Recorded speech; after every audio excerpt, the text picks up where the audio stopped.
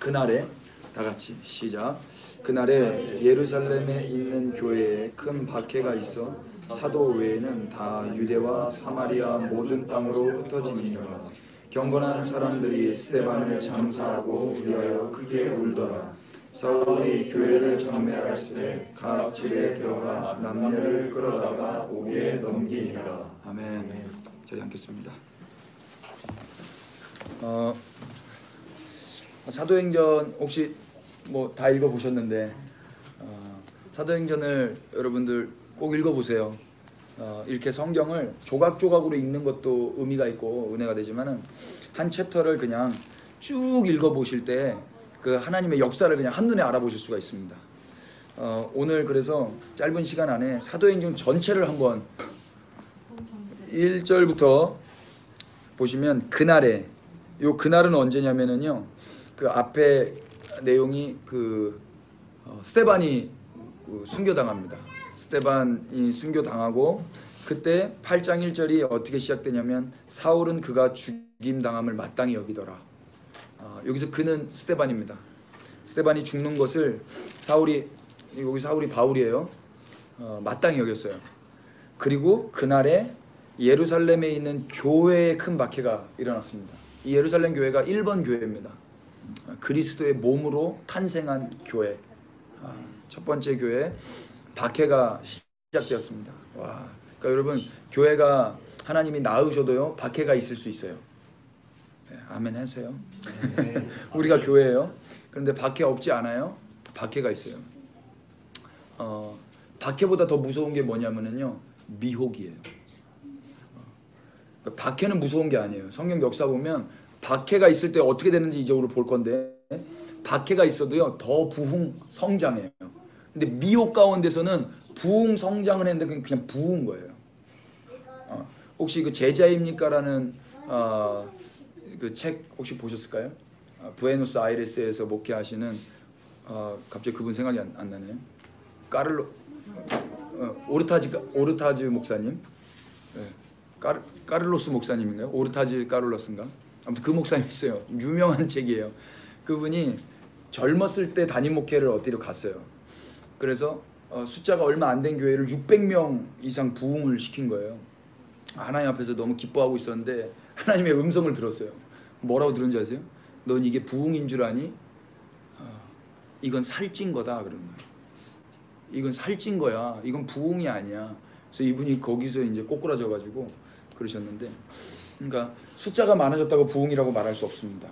그 상태에서 숫자가 아무리 많아져도 미혹된 상태라면 그건 부흥 거예요. 그거는 그냥 살찐 것밖에 안 되는 것입니다. 보십시오. 그날에 교회에 큰 박해가 있어 사도 외에 다 유대와 사마리아 모든 땅으로 흩어졌습니다. 흩어지는 걸 뭐라고 그러죠? 디아스포라. 디아스포라의 반대가 뭐죠? 알리아. 디아스포라는 흩어진 거고 알리아는 모아지는 것입니다. 그래서 하나님의 그 경륜은요 흩어졌다가 모으시는 거예요.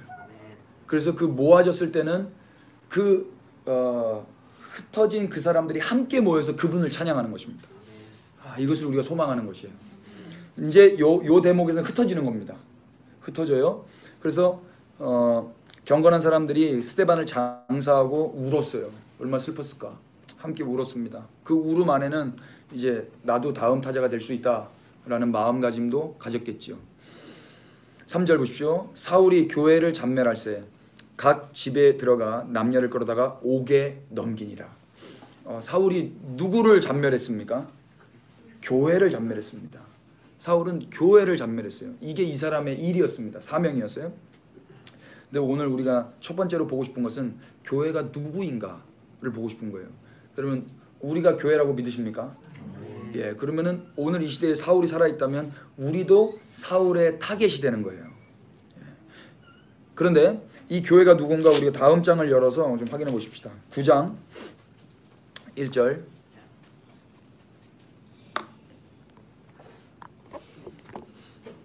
엄진용 형제가 지금 여기에 댓글을 남겼네요. 엄진용 형제가 네, 드럼 치는 엄진용 형제가 보고 싶다고. 저도 보고 싶습니다. 9장 1절 제가 읽겠습니다. 사울이 주의 제자들에 대하여 여전히 위협과 살기가 등등하여 대제사장에게 가서 다메섹 여러 회당에 가져갈 공문을 청하니 이는 만일 그 도를 따르는 사람을 만나면 남녀를 막론하고 결박하여 예루살렘으로 잡아오려 함이라. 그러니까 사울이 지금 뭐 하고 있냐면 대제사장에게 공문을 받는 거예요. 어떤 공문입니까? 예수 믿는 교회들 잡아올 수 있는 공식적인 공문.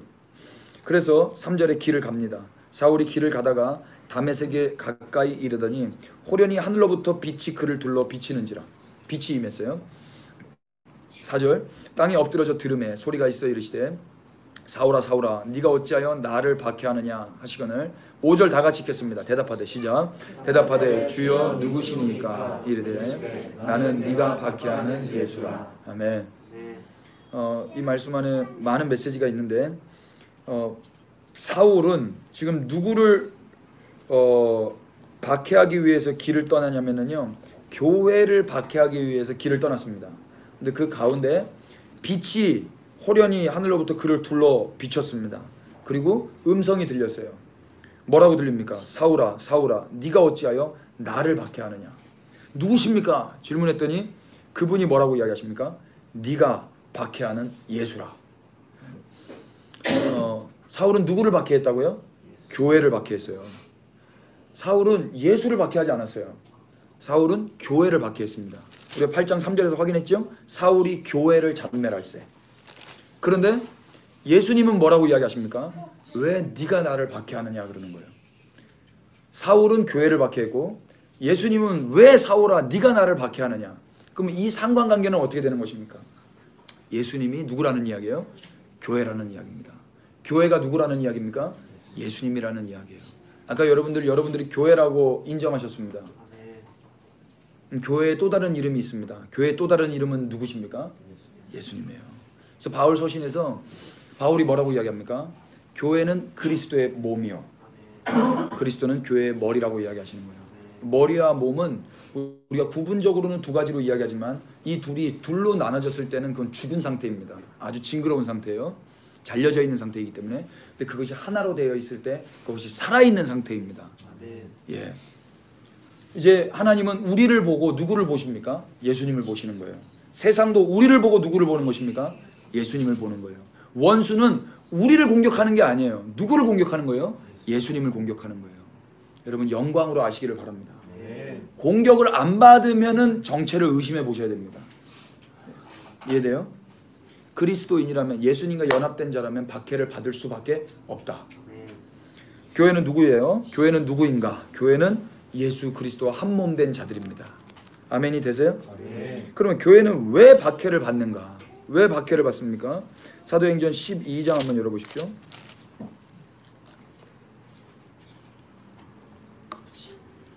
다 같이 1절부터 3절까지 읽겠습니다. 그때의 시작. 그때에 헤롯 왕이 손을 들어 교회 중에서 몇 사람을 해하려 하여 요한의 형제 야고보를 칼로 죽이니 유대인들이 이 일을 기뻐하는 것을 보고 베드로도 잡으려 할세. 때는 무교절 기간이라 잡음에 옥에 가두어 군인 내식인 네 패에 맡겨 지키고 6월절 후에 백성 앞에 끌어내고자 하더라. 아멘. 교회가 또 계속 핍박을 받아요. 그래서 이스라엘의 그때 이제 분봉왕이죠. 헤롯 왕이 교회를 몇 사람을 쳐 죽이려고 그랬습니다. 교회 중에서 몇 사람을 해하려고 했는데 그 중에 한 사람이 죽었습니다. 그 사람이 누구냐면 요한의 형제 야고보예요. 야고보가 칼에 죽습니다. 그런데 이거를 3절에 보십시오. 누가 기뻐했다고 그래요? 유대인이 기뻐하는 거예요. 교회가 죽는 걸 누가 기뻐했다고요? 유대인이. 그럼 교회가 왜 핍박을 받는가? 어떤 힌트를 여기서 우리는 알 수 있는 거예요. 예수님이 왜 죽으셨다고 그랬죠? 내 죄를 위해서 죽었다라는 그 어떤 우리 구원론적인 관점 말고 성경 안에 기록된 마가복음 14장에 나와 있었던 말씀에 근거해서 예수님이 돌아가신 이유는 예수님이 그리스도이시기 때문에 돌아가셨어요. 하나님의 아들이라는 것 때문에 돌아가셨어요. 신성 모독이기 때문에 돌아갔습니다. 근데 교회라는 사람들이 어떤 사람들이냐면은 그 예수님을 왕으로 믿는 사람들이고 예수님이 그리스도라는 걸 믿는 사람들이에요. 그래서 유대인 입장에서는 그 교회가 죽는 게 기쁜 거예요. 자기의 신앙을 지킬 수 있는 거기 때문에 자기의 믿음대로 그들이 죽는 게 기쁜 것입니다. 교회는 그럼 왜 핍박을 받는 거예요? 예수님이 그리스도라는 이유 때문에 핍박받는 거예요. 근데 이것을 가지고 예수님이 이미 제자들에게 약속을 하셨어요. 기억나세요? 너희가 내 이름으로 말미암아 미움을 받으리라. 다른 것 때문에 미움받는 거 아니에요. 여러분, 다른 것 때문에 미움받지 마시고 사랑받으시길 축복합니다. 직장에서, 가정에서 여러분 잘 하셔야 돼요. 그래서 사랑받으셔야 돼요. 그리스도인들이 있는 곳에서는 사람들이 행복해야 됩니다. 그런데 아무리 그렇게 해도 예수님 이름 때문에는 미움을 받게 됩니다. 모든 민족에게. 그 언약이 지금 이들 안에서, 이들의 삶 가운데 성취가 되고 있는 거예요. 예수님, 왜 교회는 왜 박해를 받는다고요? 예수님 이름 때문에, 예수님이 그리스도라는 것 때문에. 유대인들은 그것을 기뻐하면서 교회가 죽는 것을 즐기고 있는 거예요. 좀 잔인하지만 여러분, 우리도 뭐 보세요. 우리도 만약에 무슬림들이나 불교인들이 잘못되면 하나님 감사합니다 막 이러지 않아요? 우리가 요즘 기도했는데 그런 경향이 우리 안에 있잖아요. 하나님 역사했다 뭐 이렇게 극단적으로 이렇게 기뻐하는 그런 경향이 전 예전에 있었는데, 지금은 조금 마음이 좀 다르지만 아무튼 하나님은요, 악인이 심판받는 것도 원치 않는다고 에스겔서에서 나오고, 디모데 말씀에서 모든 사람이 구원받기를 하나님 원하시잖아요. 진리를 알기를 원하시잖아요. 그래서 그들이 죽는 것도 한편으로는 마음이 어려움이에요. 스티브 잡스가 돌아가셨을 때 너무 저는 괴로웠어요. 스티브 잡스가 죽었을 때 너무 괴로웠어요. 저는 그 스티브 잡스가 만들어 놓은 그 아이폰 5인가? 4인가를 쓰고 있었는데 돌아가셨더라고요. 근데 제가 그걸 길거리에서 그 뉴스를 이 뉴스로 봤거든요. 아이폰을 통해서 잡스가 죽었다라는 뉴스를 봤는데 횡단보도를 건너다가 잠시 못 건넜어요. 너무 제가 너무 하나님 앞에 죄송하고, 그런 음성이 들려요. 너는 잡스에게 어떤 유익을 끼쳤니? 할 수 있었잖아. 할 수 있었잖아. 메일이라도 쓸 수 있었고, 페이스북이라도 팸이라도 쓸 수 있었어요. 잡스요, 잡스 형제, 예수님이 계십니다. 그 사람은 힌두교인이었어요. 그렇게 돌아가셨거든요. 그러고 이제 집에 왔는데 극동방송에서 우리 집사람이 라디오를 들었다는 거예요. 어떤 목사님이 극동방송에서 오늘은 스티브 잡스가 죽은 날입니다. 그런데 천국 가고 지옥 가고보다 더 중요한 건 그 사람의 도전 정신을 배우는 것입니다. 밥상 엎을 뻔했잖아요. 기억납니까? 그래서 다음날 극동방송에 항의 전화했어요. 정말 그 방송이 나갔습니까? 방송이 나갔대요. 그분이 평신도입니까? 목회자입니까? 목회자래요. 정말 질문하겠습니다. 정말 잡스의 도전 정신을 배우는 것이 사람의 그 영혼이 영벌을 받고 영생을 얻는 것보다 더 중요한 것입니까? 전파를 탔습니다. 당신은 어떻게 책임지겠습니까? 정말 그 방송을 통해서 어떤 사람이 천국 가고 지옥 가는 것보다 도전 정신 배우는 게 더 중요하구나라는 걸 알고 그렇게 산다면 어떻게 하시겠습니까? 죄송하대요. 죄송하다고 됩니까? 이미 방송이 탔는데. 아무튼 제가 그런 기억이 있어요. 잡스가 돌아가셨을 때. 그러니까 말이 좀 샜는데, 하나님께서는 악인이 죽는 것도 원하지 않으세요. 그래서 그 책임이 누구에게 있습니까? 주님과 연합된 교회에게 있는 거예요. 넌 뭐하고 왔니? 할 말이 없죠. 민망하죠. 아무튼 교회는 왜 핍박을 받아야 되는가? 예수님이 그리스도라는 것 때문에. 여러분, 오늘 그것 때문에 핍박받고 있는가? 자기를 한번 잘 돌아보세요. 이방 교회들이 뭐 때문에 핍박받고 있는가? 여러분, 이 교회가 지금의 교회와 같은 교회여야 맞지 않겠습니까? 1세기 성경에 나오는 교회와 21세기 오늘 열방에 흩어진 교회가 한 교회여야 되는 거예요. One church, one congregation, one spirit, one heart, one God. 한 하나님 안에서, 한 몸이 되어서, 한 영 안에서, 한 성령 안에서 예배하는 그 한 몸 된 공동체가 교회잖아요. 그럼 1세기 교회와 21세기 교회가 같아야 된단 말입니다. 이게 다르면 이게 틀렸던지 우리가 틀렸던지 맞춰야 될 거 아닙니까? 여러분, 기도해 주십시오. 21세기 교회가 다른 어떤 것 때문에 핍박받는다면 그것은 우리가 조정해야 되는 거예요. 그런데 예수 그리스도라는 것 때문에, 예수님이 그리스도라는 것 때문에 핍박받고 있는가를 점검해 봐야 되고, 또 그렇지 않다면은 예수님이 그리스도라는 걸 증거하지 않을 수도 있기 때문에 또 다시 증거해야 되는 것입니다.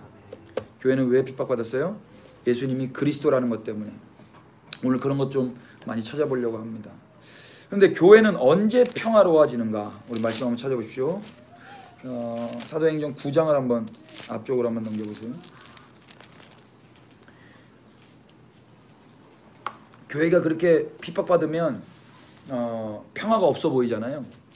그런데 성경에 핍박의 역사가 계속 나오면서 교회가 평안하고 든든히 서가는 내용이 나와요. 9장 31절입니다. 9장 우리가 아까 읽었던 9장 전체는요, 사도 바울이 이제 예수님을 만나고 난 다음의 이야기예요. 여러분, 사도 바울이 예수님 만나려고 기도한 흔적이 있던가요, 없던가요? 없죠. 이걸 100% 은혜라고 그래요. 그러니까 사도 바울이 소위 여기서 이제 구원을 받는 거예요. 성령 세례를 받는 거예요. 성령 세례 받는데 사도 바울이 한 일이 있습니까, 없습니까? 우리가 아직 죄인 되었을 때, 우리가 아직 연약할 때, 우리가 원수 되었을 때라고 로마서 5장에서 말하죠.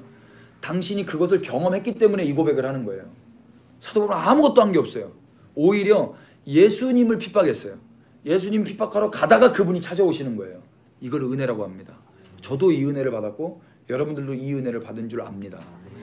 그렇게 은혜를 받아서 이 사람이 헷가닥 돌아버려요.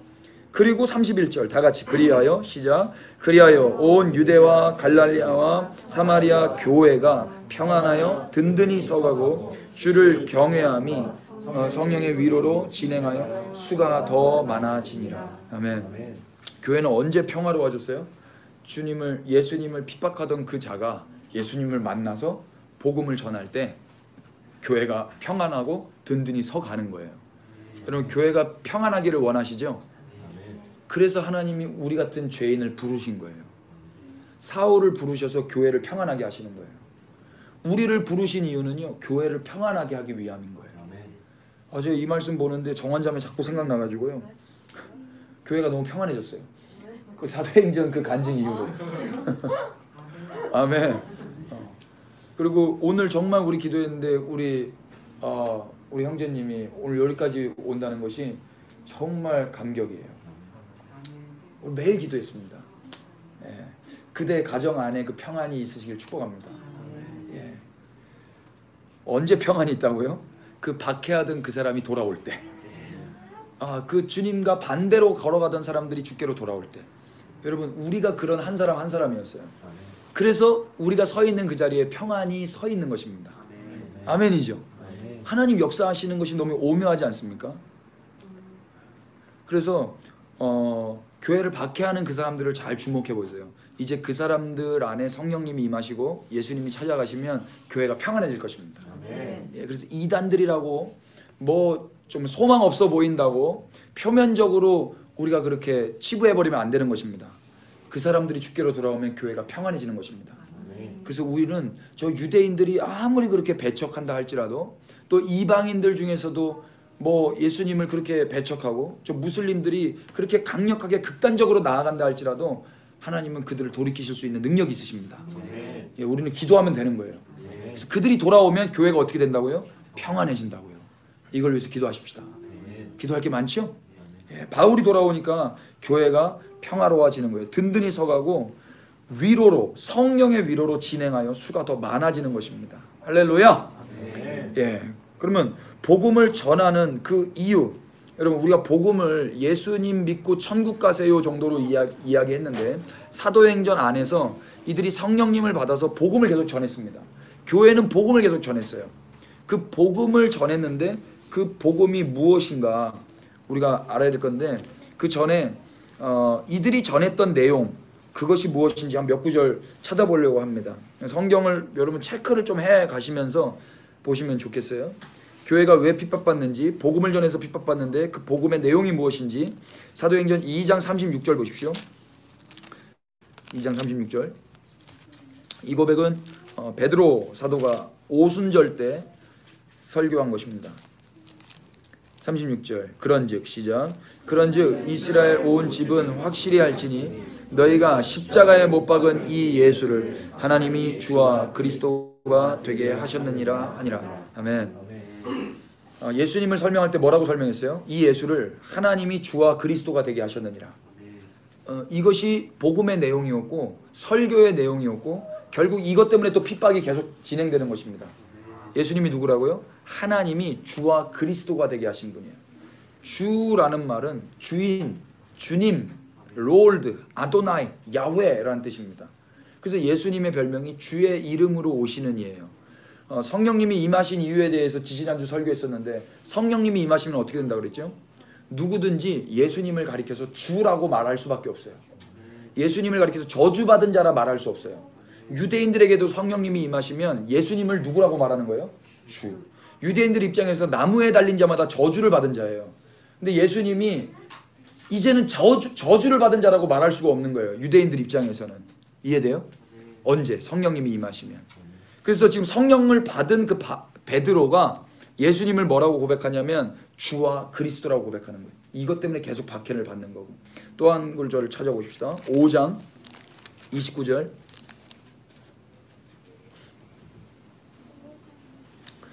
베드로와 시작. 베드로와 사도들이 대답하여 이르되 사람보다 하나님께 순종하는 것이 마땅하니라. 너희가 나무에 달아 죽인 예수를 우리 조상의 하나님이 살리시고 이스라엘에게 회개함과 죄 사함을 주시려고 그를 오른손으로 높이사 임금과 구주로 삼으셨느니라. 아멘. 베드로가 원래 이렇게 담대한 사람은 아니었잖아요. 한편으로는 담대했지만 또 한편으로는 되게 겁쟁이였거든요. 성령님을 받고 베드로가 유대인들에게 뭐라고 이야기하냐면은 나무에 달아 죽인 그 예수님을 우리 조상의 하나님, 우리 조상이라는 건 무슨 이야기입니까? 유대인의 조상이라는 거예요. 그러니까 유대인은 거슬러 올라가면 조상이 누구라는 거예요? 아브라함이 아니에요. 거슬러 올라가면 누구예요? 하나님이에요. 누가복음 한번 열어보실래요? 누가복음에 족보가 나오죠. 족보. 아담의 아버지가 누군지를 이야기하는데 누가복음 3장 23절부터 38절까지가 그 족보예요. 38절 보십시오. 그 위는 이 위라는 말이 누구냐면 무슨 뜻이냐면은 누가 낳았다라는 뜻이에요. 족보예요. 족보. 38절 다 같이 그 위는 에노스요 그 위는 셋이요 그 위는 아담이요 그 위는 하나님이시니라. 아멘. 이스라엘 족보가 제일 위가 누구예요? 하나님이에요. 그럼 아담은 누구예요? 하나님의 아들인 거예요. 영어 성경 보면은 그냥 대반에 나와요. 아담, son of God 이렇게 나올 거예요.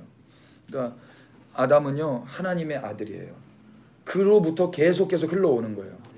그러니까 유대인 개념 속에 자기들은 다 하나님의 자손이라는 개념이 있는 거죠. 그래서 우리 조상 하나님이 예수님을 살리신 거예요. 와, 얼마나 무서운 이야기예요. 그 하나님께 이쁨 받으려고 예수님이 하나님의 아들이라는 이유 때문에 죽였는데 나무에 달아 죽였는데 하나님이 그를 살려버리셨어요. 그러니까 예수님의 억울함 누명을 풀어버리신 거죠. 하나님이. 그래서 이스라엘에게 회개함과 죄 사함을 주시려고 그를 오른손으로 높이사 임금과 구주로 삼으셨다라는 거예요. 예수님이 살아나야 회개할 수 있지 않습니까? 예수님이 죽어버리면 회개할 수도 없잖아요. 그 대상을 향하여서 회개해야 되는데. 그래서 임금과 구주가 무슨 뜻입니까? 이것이 그리스도라는 뜻이에요. 그리스도. 그리스도는 기름 부음 받은 자라는 뜻이 있지만은 이걸 고유명사로 하면 그냥 왕이라는 뜻입니다. 예수는 그리스도. 이게 뭐냐면 예수님이 왕이라는 뜻이에요. 왕. 그러니까 이 고백 때문에 교회는 계속 핍박을 받는 것입니다. 예수님이 왕이라는 고백. 8장도 한번 열어보십시오. 사도행전 8장. 사도행전 8장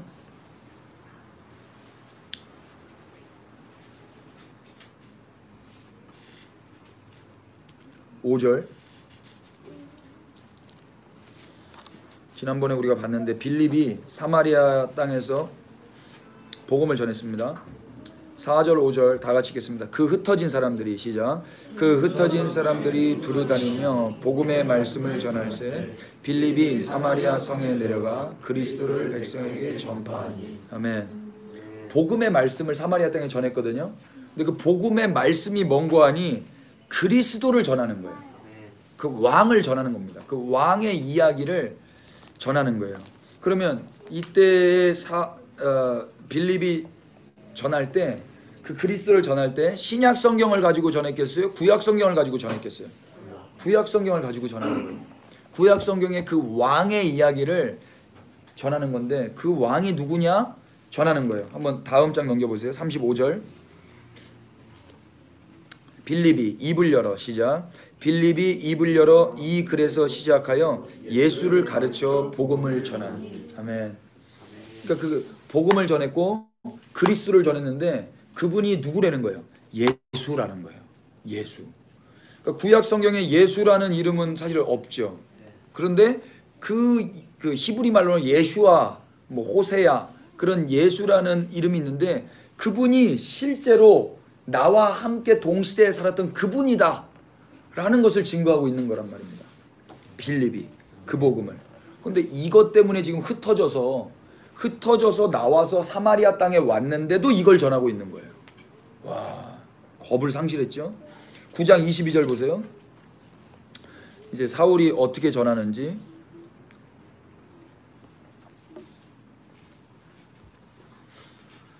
20절부터 22절만 보십시다. 사울은 시작. 사울은 힘을 더 얻어 예수를 그리스도라 증언하여 다메섹에 사는 유대인들을 당혹하게 하니라. 아멘.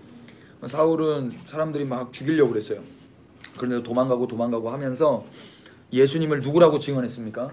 그리스도라고. 그래서 다메섹 그 이방 땅이지만 거기에도 유대인들이 있거든요. 거기에 유대인들이 이 이야기를 듣고 당혹스러워하는 거예요. 그래도 계속 사울은 예수님이 그리스도라고 증거하는 겁니다. 너무 놀랍죠?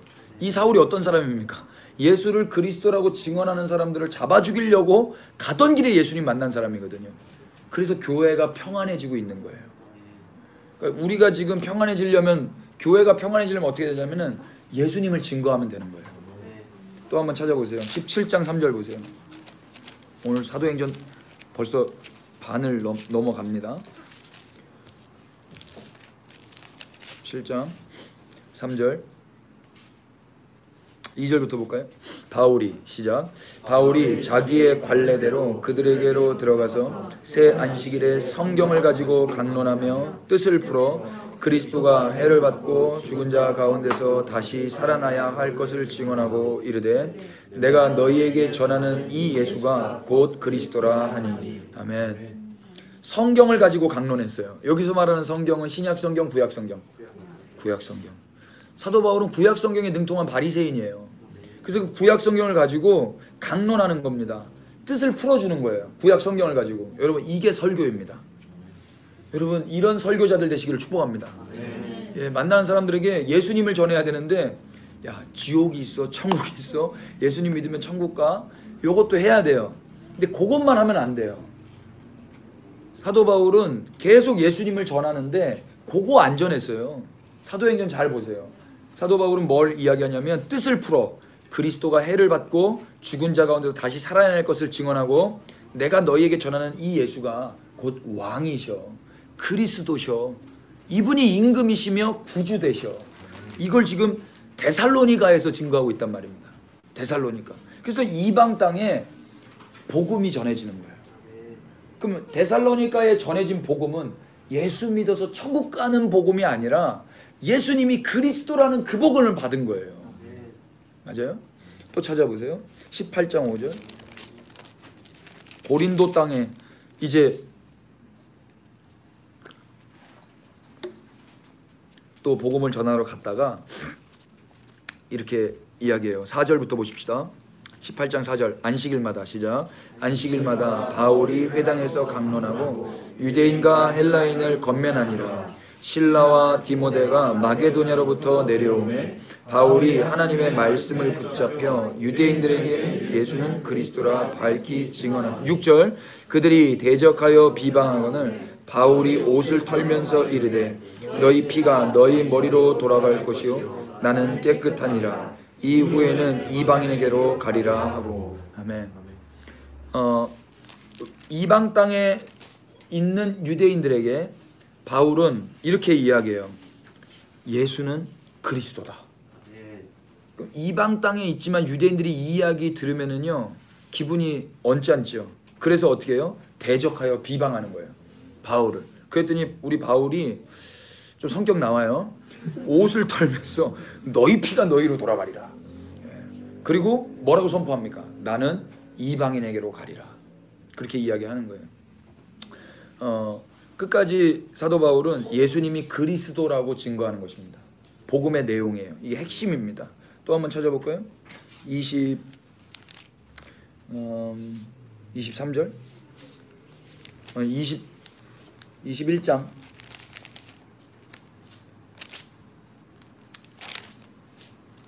21장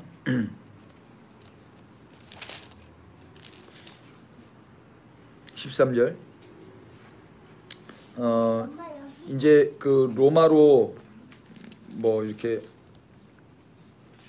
가는 과정 속에서 예루살렘으로 다시 올라가는 과정 속에서 지금 예루살렘에는 누가 있어요? 유대인들이 버글버글하죠. 그리고 종교인들이 많습니다. 그래서 바울이 여지껏 했던 이야기들을 많이 들었기 때문에 바울은 유대인들에게 타겟이 되어 있어요. 가면 죽는 거예요. 그런데 이제 또 이렇게 이야기를 하는 거예요. 바울이 13절 시작. 바울이 대답하되 여러분이 어찌하여 울어 내 마음을 상하게 하느냐. 나는 주 예수의 이름을 위하여 결박당할 뿐 아니라 예루살렘에서 죽을 것도 가능하다 하니. 아멘. 사람들이 막 울고 가지 마세요 막 그러니까 왜 그러세요? 나는 무엇을 위하여? 주 예수의 이름을 위하여. 우리 예수님 이름을 위해 살겠습니다. 그게 무슨 뜻입니까? 예수님이 그리스도라는 그것 때문에 증거하는 것이고 그것 때문에 핍박을 받는다는 이야기예요. 그러니까 예수님의 이름이 그리스도라는 거예요. 예수님의 이름이 하나님의 아들이라는 거예요. 이것이 신성 모독인 거예요. 예수님이 왕이라는 거. 그것 때문에 기분 나빠서 죽였는데 자기도 그 중에 한 사람이었는데 지금 그거를 복음으로 좋은 소식으로 구약 성경을 인용해서 선교를 하고 있단 말입니다. 선교를. 그러니까 예루살렘 가면 죽으니까 사람들이 말렸던 거고 그래서 이렇게 하신 거예요. 하나만 더 찾아봐요. 28장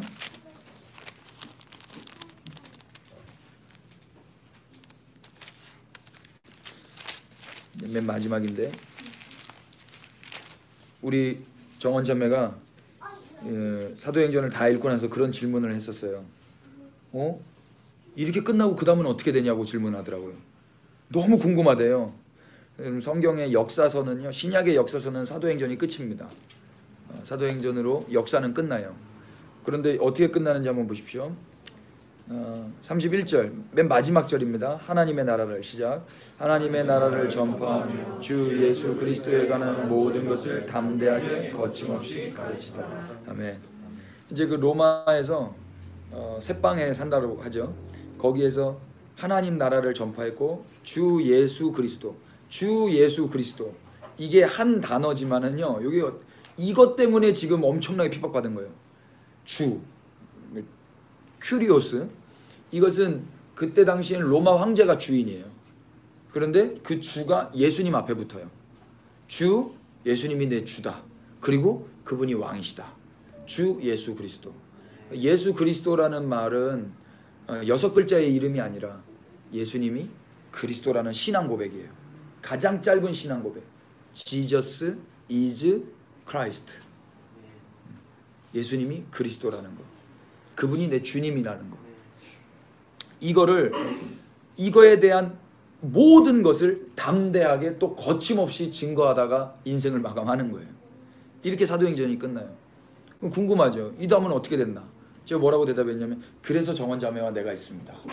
그랬습니다. 그래서 액트 29 그렇게 외친 거잖아요.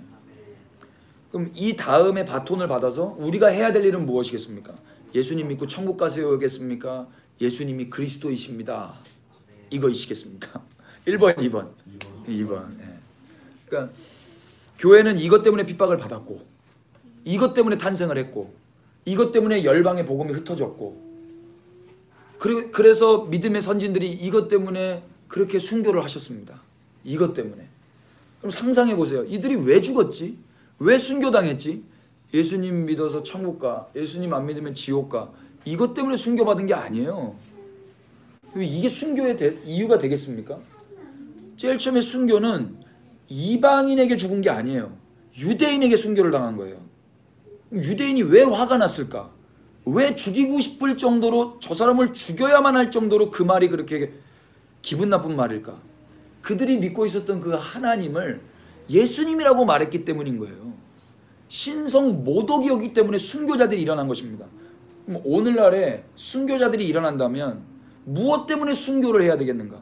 예수님이 그리스도라는 것 때문에 순교를 해야 되는 거예요. 원수는 이거를 싫어하는 것입니다. 이것을. 여러분, 교회들이 이런 순교의 정신으로 복음을 증거할 수 있도록 기도해 주십시오. 그러려면 하나님의 경륜 전체를 다 알고 있어야 되는 거예요. 그죠? 그 구약 성경, 이 성경을 뜻을 풀어서 예수님이 그리스도라고 말해줘야 되는 거예요. 근데 구약 성경 이게 서치를 해보니까요, 설교에서 구약 성경은 거의 안 해. 30%가 구약 성경을 설교한다 그러면 70%는 신약 성경만 설교하는 거예요.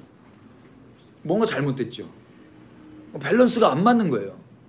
구약 성경을 통해서 예수님을 증거했던 게 이 1세기 당시의 교회의 설교의 내용이었는데, 오늘날에는 교회라는 공동체가 구약 성경은 설교하지 않는 거예요.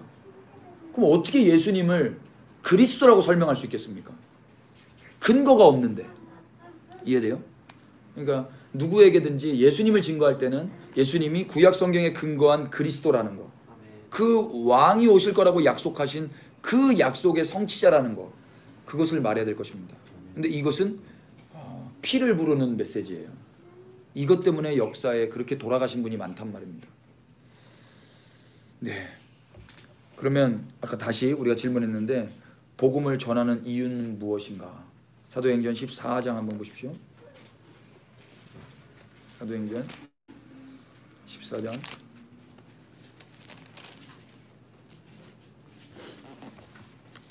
14절부터 보세요.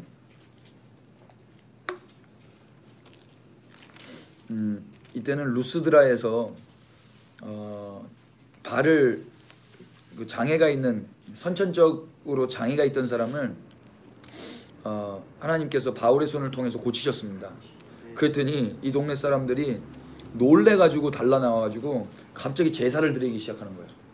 그러면서 에르메스다, 뭐 허메다, 헤르메스다 이렇게 이야기를 하는 거예요. 그러니까 그때 당시에 신들이죠.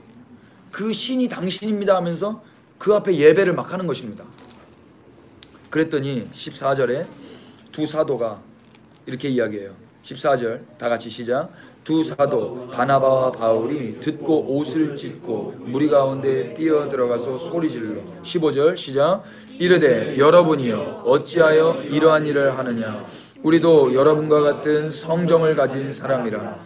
여러분에게 복음을 전하는 것은 이런 헛된 일을 버리고 천지와 바다와 그 가운데 만물을 지으시고 살아계신 하나님께로 돌아오게 함이라. 아멘. 복음을 전하는 이유에 대해서 바울과 바나바가 뭐라고 이야기합니까? 자기들에게 경배를 하는 사람들에게 지금 옷을 찢으면서 맞고 있는 거예요. 여러분, 만약에 어떤 사람들이 여러분을 경배한다 그러면 옷을 찢으면서 막을까? 옷을 찢는데 되게 기분 좋게 찢을 것 같아요. 뭔 말인지 아시죠? 제가 예전에 이 봉투 같은 거 목사님한테 이렇게 막 줘요. 그러면은 제가 예전에 이렇게 어디까지 제가 안 받아봤냐면은요, 이렇게 주더라고요. 그래서 됐습니다 하고 내려놨어요. 근데 또 줘. 또 놓고 왔어요. 또 달려서 주려고 하길래 차를 타고 가려고 그랬어요. 창문으로 던지더라고요. 나도 던져버렸어요. 그러고 제가 너무 기뻐가지고 하나님 저 잘했죠? 그러니까 넌 잘못했다 그러더라고요. 왜요? 그랬더니요, 하나님 저에게 주신 마음이 뭐냐면, 너는 다른 목회자와는 다른 목회자라는 것을 이 행동을 통해서 말하고 싶었던 거잖아. 제가 들통나버렸어요. 넌 사실 돈이 좋잖아. 돈이 좋죠. 그럼 받아야지. 그냥 속물이라는 걸 들통났어야지. 왜 거기서 너의 의로움을 그렇게 챙긴 거야? 제가 너무 깜짝 놀라가지고 다음 주에 가서 다시 돈 받았어요. 그래서 그 돈 가지고 맛있는 거 사 먹었어요. 같이.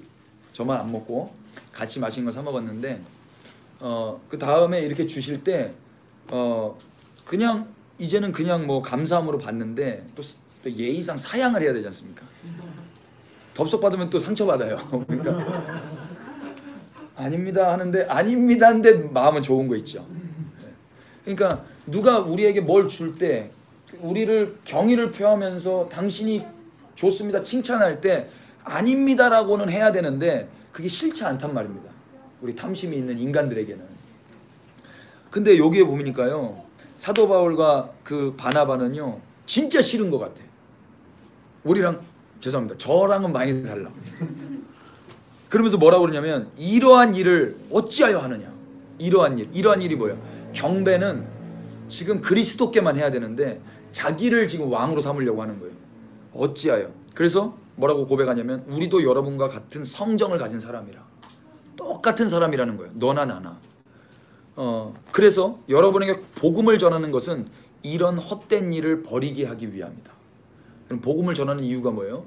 이 헛된 짓 이제 안 하게 하는 거예요. 그러니까 사람들은요 다 누군가에게 경배하고 싶어 해요. 그러니까 뭔가에 자기를 의존하고 의탁하고 싶어 한단 말입니다. 그런데 그게 보이질 않아. 그러니까 보이는 신을 만들어야 되는 거예요. 그래서 예수님이 우리에게 예배의 방법을 가르쳐 준 게 너무 귀한 거예요. 여러분 이스라엘 백성들도요 그 하나님의 음성을 들었던 이스라엘 백성들도 그 하나님의 대리자인 모세가 보이지 않자 하나님을 만들어냈던 거 아세요? 횡성 가다 보면 그게 있어요. 횡성 톨게이트 딱 내려가면은 황금소가 한 마리 있어요. 저기 사진 찍어놨는데 아 이렇게 만들었겠구나. 그러니까 금송아지를 만들어요. 금송아지를 만들어서 금송아지에게 경배한 게 아니라 하나님께 경배하고 있는 거예요. 보이는 하나님께. 여러분 아까 제가 그런 이야기 했죠. 우리가 그냥 하나님을 그냥 그 하나님 저기에 계신 하나님 거기에 계신 하나님 정도로만 알고 예배를 드린다면요 우리도 우상 숭배할 가능성이 많아요. 그래서 예수님이 가르쳐준 게 뭐예요? 영과 진리로 예배하라는 거예요. 영과 진리로. 이게 번역이 옛날 성경은요 신령과 진정으로였어요. 신령과 진정으로가 저는 몰라가지고 진정으로 예배드리고 싶었어요. 진정이 뭔지 모르겠어요. 진정이. 신령은 뭔지 더 모르겠어. 산신령 같아. 신령과 진정으로 예배드리고 싶은데 어떻게 드리는지를 모르겠다고. 근데 영과 진리로 이제 알았어요. 그래서 원어 성경 보니까 그 인이에요. 인. 의로라는 건 뭘 가지고라는 뜻처럼 보이잖아요. 무엇을 도구 삼아. 신령과 진정을 도구 삼아. 이렇게 예배드리는 게 아니라 그것으로 예배드리는 게 아니라 영과 진리 안에서 예배드리라는 거예요. 그러니까 말씀 안에서 성령 안에서. 말씀도 예수님이고요. 영도 그리스도의 영이에요. 그러니까 예수님 안에서 예배드리는 거예요. 예수님으로 말미암아 예배드리고 예배의 결론이 시작과 결론이 예수님으로만 끝나고 시작된다면은 무탈합니다. 근데 시작은 예수님인데 끝은 행복이고 천국이고 그럼 잘못되는 거예요. 그러니까 영과 진리 안에서 예배드리시기를 축복합니다. 그러면 이런 일이 안 들어오는 거예요. 복음을 전하면 예수님이 그리스도라는 그 복음을 전하면 이제 이 일을 안 하게 된다 이야기예요. 어찌하여 이 일들을 하느냐?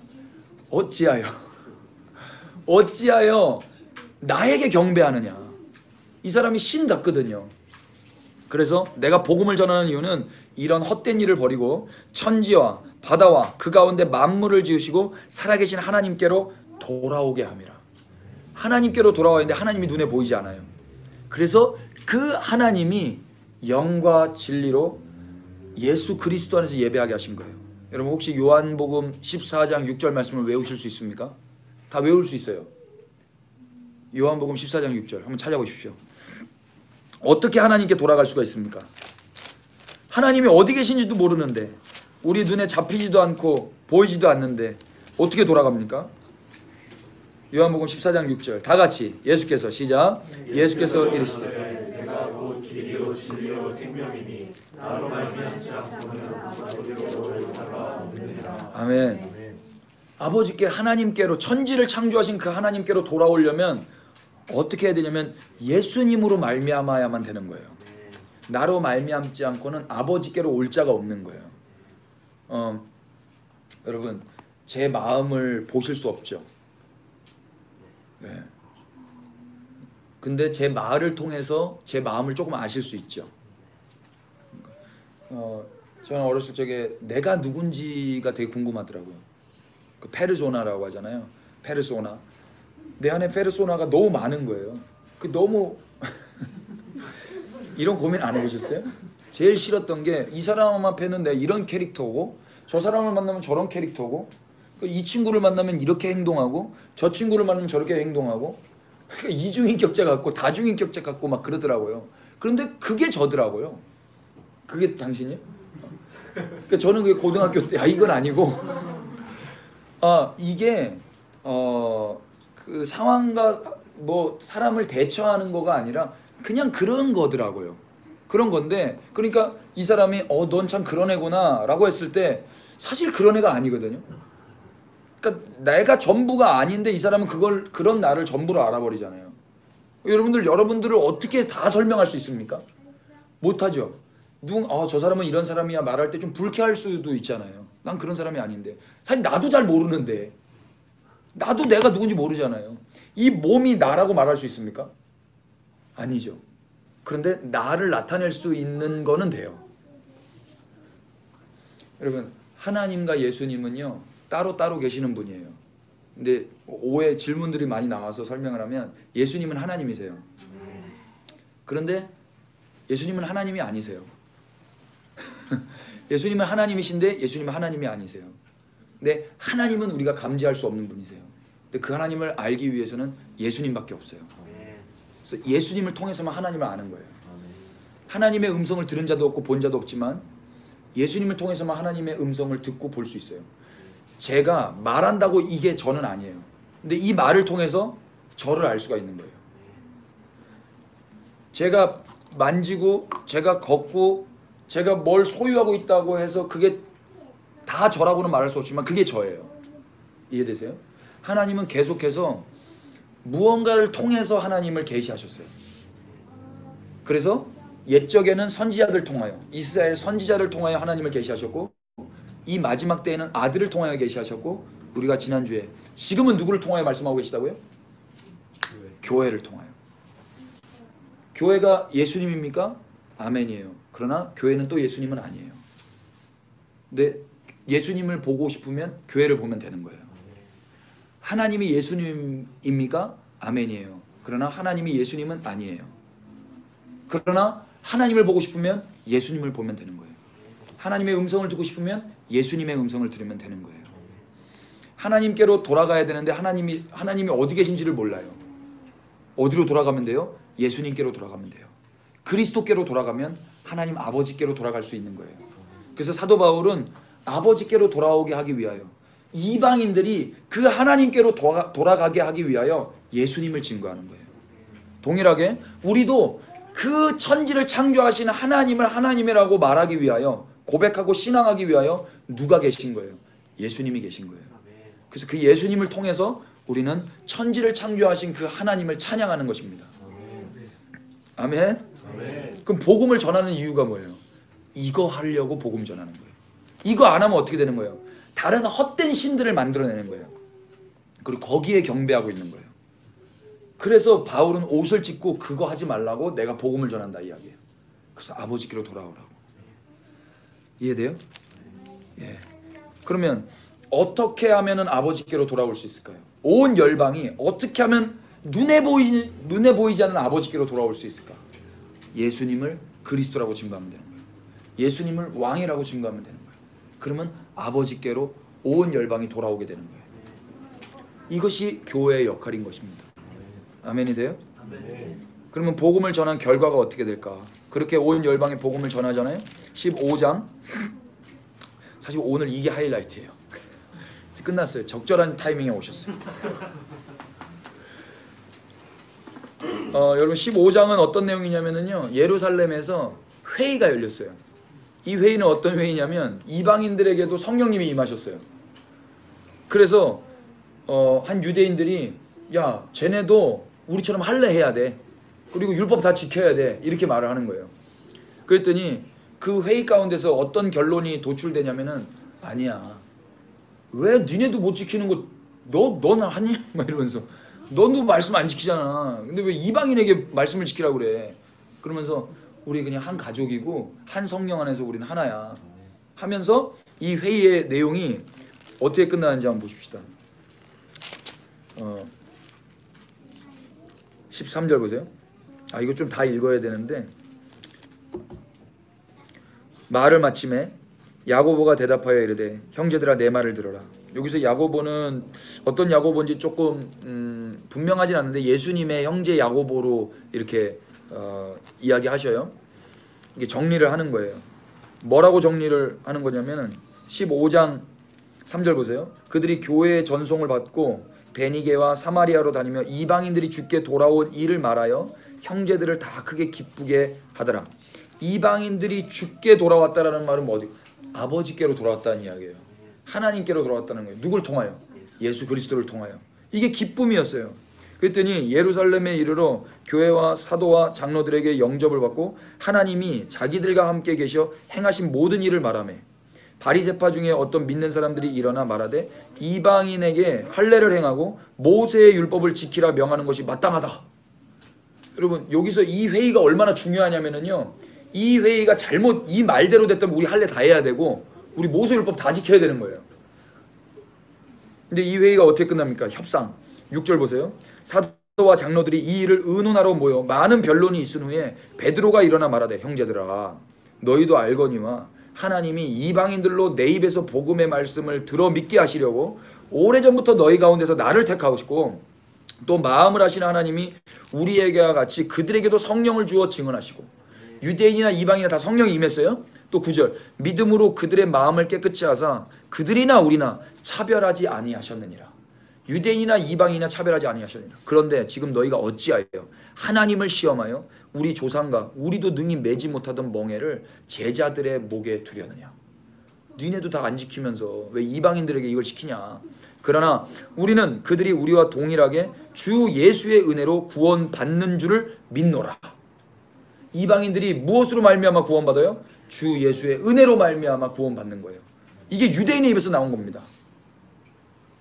참 지금 시대랑 완전 바뀌었어요. 12절 온 무리가 가만히 있어 바나바와 바울이 하나님께서 자기들로 말미암아 이방인 중에서 행하신 표적과 기사에 관하여 말하는 것을 듣더니 가만히 듣고 있는 거예요. 이제 말을 마치고 야고보가 이제 정리를 하는 겁니다. 14절 하나님이 처음으로 이방인 중에서 자기 이름을 위할 백성을 취하시고, 자기 이름이 뭐예요? 예수. 주의 이름, 그 예수, 그 이름을 위할 백성을 이방인 중에서도 이제 취하시는 거예요. 원래는 어느 백성밖에 없었어요? 유대인밖에 없었어요. 근데 이방인 중에서도 취하시려고 그들을 돌보신 것을 시므온이 말하였으니, 여기서 이 시므온은 누구예요? 누가복음 2장에 나오는 시므온이에요. 시므온이라는 할아버지가 있었는데 하나님으로부터 계시를 받아요. 너가 그리스도를 보기 전에 죽지 아니하리라. 그래서 이 할아버지가 존재하는 이유는 그리스도를 보기 위함인 거예요. 그래서 아기가 낳는데 그 아기를 보고 그리스도라고 알아버리는 거예요. 예수님이 그리스도다운 어떤 삶을 살아서가 아니라 하나님에 의해서, 성령에 의해서 알아버리는 거예요. 그래서 그 시므온이 뭐라고 고백합니까? 요걸 한번 찾아보십시다. 누가복음 2장 32절 26절 25절부터 봐야 되네. 예루살렘에 시므온이라는 사람이 있으니 이 사람은 의롭고 경건하여 어디에 위로를 기다리는 자라? 이스라엘의 위로를 기다리는 자라. 26절 그가 주의 그리스도를 보기 전에는 죽지 아니하리라 하는 성령의 지시를 받더니 성령의 감동으로 성전에 들어가매 마침 부모가 율법의 갈래대로 행하자 하여 그 아기 예수를 데리고 오는지라. 아기 예수를 본 거예요. 시므온이 아기를 안고 하나님을 찬송하여 이르되 주제여. 하나님을 찬송한 거예요. 이제는 말씀하신 대로 종을 평안히 놓아주신도다. 이 말이 무엇입니까? 나 이제 죽어도 됩니다 이거예요. 내 눈이 주의 구원을 보았사오니 이는 만민 앞에 예비하신 것이요. 만민, 모든 백성이란 뜻이에요. 예수님이 또 이방을 비추는 빛이요 주의 백성 이스라엘의 영광이니이다. 예수님은 이방의 빛인과 동시에 이스라엘의 영광이신 거예요. 이 고백을 지금 야고보가 하고 있는 거예요. 너네 시므온이 예수님 받았던 거 그거 알잖아. 시므온이라는 그분이 거. 그러면서 또 무슨 말씀을 가지고 근거를 삼냐면요, 아모스서의 말씀을 가지고 근거를 삼아요. 그게 15절이에요. 선지자들의 말씀이 또 이와 같이 일치하도다.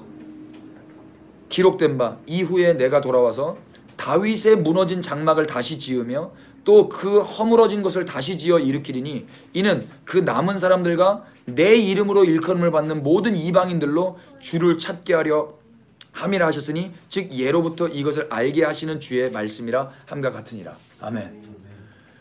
지금 뭐라고 지금 야고보가 이야기하는 거냐면은 하나님께서 이 모든 것들을 계획하셨다. 그래서 우리를 먼저 부르시고 그 다음에 예수님을 통하여서 예수님을 그리스도가 되게 하셔서 이방인의 빛이 되게 하셨다. 그래서 이방인들과 유대인이 함께 뭐를 회복한다고 그래요? 다윗의 장막을 회복한다는 거예요. 다윗의 장막이 무엇입니까? 다윗의 장막에 주님이 임하셨어요. 그리고 다윗에게 약속을 하셨어요. 너의 나라가 영원할 것이다. 다윗 왕권에 대해서 회복시키실 것이고 거기서 하나님이 임재하셔서 통치하실 것이다라는 것이 유대인뿐만이 아니라 이방인과 유대인이 함께 모여서 그렇게 다윗의 장막이 회복될 것이다라고 아모스에 말씀하시지 않았느냐. 이것이 지금 우리 눈앞에 펼쳐지고 있는데 왜 이방인들에게 그렇게 짐을 지으려고 하느냐. 지금 이방인들이 성령을 받았다면 우리가 나쁜 거 아니라면은 그냥 받고 그들과 함께 우리는 다윗의 장막을 만들어 가자. 이 이야기를 하는 거란 말입니다. 할렐루야. 여러분 지금 우리의 예배가 다윗의 장막의 예배 되기를 축복합니다. 다윗의 장막 무슨 예배예요? 그냥 불 꺼놓고 뭐 스모그 켜놓고 A 마이너 잡고 이러면 다윗의 장막 아닌 거예요. 예? 다윗의 장막은 유대인과 이방인이 함께 하나님의 경륜 안에서 그리스도 예수님을 찬양하는 거예요. 당신이 다윗의 자손으로 오셨지만 다윗의 뿌리 되시는 그리스도이십니다. 그 예수님을 찬양하는 거라. 와, 이게 지금 2000년 전 예루살렘에서 있었던 회의의 결과예요. 근데 오늘날은 지금은 야 이방인 받아줘 말아 이러고 있었잖아요. 근데 지금은 어떻게 된 줄 아세요? 야 유대인은 구원 받는 거야 못 받는 거야 이러고 있다고요. 이방인들이 완전 바뀌었죠. 잘못된 거예요. 원래는 우리는요 얘네가 안 껴줬으면 못 껴지는 것처럼 되는 뻔한 거예요. 지금 이해돼요? 엄청난 회의였어요 이게. 제가 몇 번 이야기했지만은 성경에서요 이방인들을 타겟으로 쓴 말씀이 과연 몇 퍼센트나 될 것 같으세요? 이 두께 안에서 어디부터 이방인들을 향하여서 쓴 건지 아세요? 사도행전부터요. 사도행전 그것도 중간부터. 그래서 빌레몬서까지예요. 그러니까 히브리서 여기까지예요. 여기까지. 요 정도예요. 나머지는요 다 유대인이에요. 근데 우리는 지금 요 정도밖에 안 되는 분량인 거예요. 그런데 지금 우리는 너무 이런 부분에 대해서 등한히 여겼어요. 그러니까 제가 계속 뭐 이스라엘에 대해서만 이야기한다고 해서 여러분 조금 이번 한 주간 살아가실 때 은혜를 좀 못 받으실 수도 있는데 하나님의 말씀은 은혜 받으라고 준 게 아니에요. 하나님을 알라고 준 거예요. 하나님을 아시기를 축복합니다. 하나님을 알지도 않고 은혜를 받는다면은 그거는 누가 준 은혜입니까? 하나님이 아닐 수도 있어요. 그래서 더 하나님을 아시게 되기를 축복하는 마음에서 성경을 오늘 사도행전 전체를 다 봤습니다. 말씀 정리하십시다. 교회는 누구였습니까? 교회는 예수님과 하나였습니다. 또 교회는 왜 박해를 받았다고 그랬죠? 예수님이 그리스도라는 이유 때문이었습니다. 그리고 그 당시에 1세기 교회들은 계속 그것을 증언해 왔어요. 예수가 그리스도다. 예수가 그리스도다. 예수님을 증언했고 그리스도를 증언했고. 근데 교회는 언제 평화로워졌다고 그랬죠? 교회를 박해하던 예수님이 그리스도라는 것 때문에 박해하던 그 한 사람이 예수님이 그리스도라는 걸 알았을 때 교회가 평안히 든든히 서갔습니다. 여러분 삶이 평안하시길 축복합니다. 여러분 주변이 평안하게 든든하게 부흥 성장하시길 축복합니다. 그러려면 어떻게 되는 거예요? 그 박해하던 자가 예수님을 그리스도로 알아버리면 되는 거예요. 이 복음을 증거하면 되는 거예요. 복음을 전하는 이유 무엇이었습니까? 복음을 전하는 이유, 천국 가게 하려고? 아니에요. 복 받게 하려고? 아니에요. 아버지께로 돌아가게 하려고. 그 헛된 예배 안 드리고 헛된 제사 안 드리고 아버지께로 돌아가게 하려고. 천지를 지으신 아버지께. 근데 아버지께 돌아가려면 어떻게 해야 되는 거예요? 예수 그리스도로 말미암지 않고는 내가 곧 길이요 진리요 생명이니 나로 말미암지 않고는 아버지께로 올 자가 없느니라. 예수님이 그리스도로 이 땅에 오시지 않으셨다면은 아버지께로 돌아갈 길이 없는 거예요. 그래서 예수님을 전해야 되는 거예요. 그래서 그 복음을 전하는 거예요. 그 복음을 전한 결과는 어떻게 됐습니까? 그 결과 이제 이방인이나 유대인이나 하나가 되어서 그 다윗의 장막 안에 그 다윗의 자손으로 오신 예수 그리스도를 찬양하는 것입니다. 이게 교회의 모습인 거예요. 요한계시록 마지막 22장 한번 열어보세요.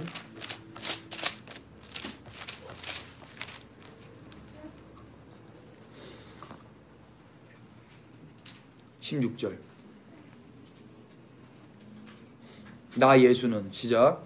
나 예수는 교회들을 위하여 내 사자들을 보내어 이것들을 너희에게 증언하게 하였노라. 나는 다윗의 뿌리요 자손이니 곧 광명한 새벽별이라 하시더라. 아멘. 예수님이 뭐라고 그래요? 내가 교회들을 위해서 사자들을 보내서 이것을 증언하게 했다. 여러분 그 교회들에게 증언하는 사자들 되시기를 축복합니다. 예, 그 복음을 전하는 거예요. 근데 예수님이 뭐라고? 나는 다윗의 뭐다? 뿌리요 자손이다. 뿌리와 자손이 같을 수가 있습니까? 뿌리는 근거예요. 자손은 결과예요. 열매예요. 근데 예수님이 뿌리임과 동시에 자손이라는 거예요. 이게 알파와 오메가라는 뜻이에요. 시작인과 동시에 마지막인 거예요. 그러니까 유대인들에게 이방인들에게 이 예수님을 증거하는 거란 말입니다. 그래야 아버지께로 갈 수가 있어요. 그 다음에 17절 보세요. 성령과 신부가 말씀하시기를 오라 하시는도다. 듣는 자도 오라 할 것이요 목마른 자도 올 것이요 또 원하는 자는 값없이 생명수를 받으리라. 여러분 하나님의 교회가요 이 말씀을 가지고 뭐라고 이야기하는지 아십니까? 성령과 신부가 말씀하시기를. 여기서 신부가요 하나님의 교회 교주랍니다. 이 교리를 또 만들어낸 거예요. 갈라디아서에 있는 예루살렘은 하나님의 우리의 어머니니라 그걸 가지고 그 교주가 여자이기 때문에 하나님 어머니 교리를 만들어냈거든요. 근데 여기서는 성령과 함께 신부님이 계시다는 거예요. 여자가 있다는 거예요. 그분이 바로 우리의 교주라는 거예요. 장길자라는 거예요. 깜짝 놀랐어요. 근데 이 구원파가 제 방송에 들어와서 말하기 바로 하루 전날 하나님께서 제 이 말씀을 가르쳐 주셨어요. 이거 듣도 보도 못한 말씀이었는데 하나님 이 말씀 보는데 성령과 신부가요 두 말을 합니까? 한 말을 합니까? 한 말을 해요. 성령과 신부는 하나예요. 신랑과 신부는 하나입니다. 우리 집사람과 저는 한 몸입니다. 제가 말하는 것과 우리 집사람이 말하는 것 같아요. 하나 둘 셋. 야 달라요. 여러분 우리가 그리스도의 신부입니다. 그러면 그리스도는 우리의 신랑이십니다. 그리스도의 영과 그리스도의 신부들은 하나입니다. 성령님이 말씀하시는 것과 신부가 말하는 건 하나여야 되는 것입니다. 아멘이죠? 예수님이 말하는 것과 교회가 말하는 게 같아야 된다 이야기예요. 정말 그러고 있죠. 예. 그래야 되는 거예요. 당시의 교회들은 예수가 그리스도라고 말했어요. 성령님에 의해서. 오늘날에도 우리는 이 복음을 전해야 될 것입니다. 그래서 목마른 자도 오라, 듣는 자도 오라, 원하는 자 값없이 와라, 생명수를 받으라. 우리가 그분과 하나라면 한 복음을 전할 거예요. 그래서 이방인과 유대인이 함께 모여서 다윗의 장막을 이루는 거예요. 그래서 다윗 되시는 예수님, 자손이며 뿌리이시는 예수님, 주님만이 왕이십니다. 다윗의 왕권을 회복하십시오. 이방인이 이게 기분이 나쁜 게 아니에요. 그 이스라엘 민족의 다윗 왕이 회복되라고 기도하는 게 아니라 하나님께로 돌아가는 거예요. 모든 이방인들과 유대인이 다 하나님께로 예수님으로 말미암아 돌아가는 거예요. 그래서 다윗의 장막이 회복되는 거예요. 이게 그 지금은 엘리야 때처럼의 예배가 회복된다는 말이에요. 예배가. 이제 마지막에 예배가 회복되는 게 어떤 예배가 회복되는 겁니까? 다윗의 장막의 예배가 회복되는 거예요. 다윗의 장막의 예배가. 그건 언제 되는 거예요? 이방인과 유대인이 함께 그 복음 안에서 아버지께로 돌아갈 때. 그래서 누군가는 복음을 전해야 되는 것입니다. 그 복음을 교회가 전하는 것입니다. 신부가 전하는 겁니다. 성령에 의해서 전하는 것입니다. 예수님이 그리스도라는 걸 전하는 거예요. 그러면 이제 세상은 헛된 제사를 지나지 않게 되는 것입니다. 진정한 예배, 다윗의 장막의 예배가 회복되는 것입니다. 그렇게 되실 수 있게 되기를 축복합니다. 네. 찬양합시다.